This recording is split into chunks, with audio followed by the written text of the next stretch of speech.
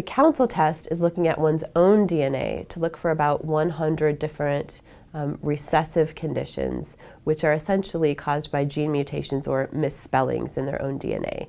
And these are conditions where both the sperm provider and the egg provider would have to be carriers of these diseases in order for there to be an increased risk for a pregnancy or baby to develop the disease. The point of the counsel screen, however, is to make an effort to screen for these diseases that anyone can be a carrier of. Probably we each carry maybe 5 or 6 different recessive diseases.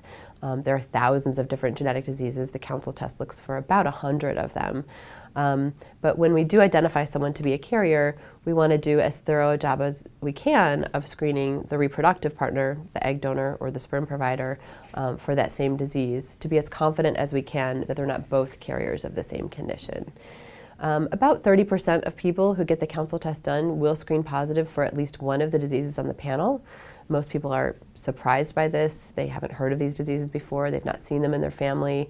But again, we're just starting to be able to pick up these conditions that inevitably we all carry.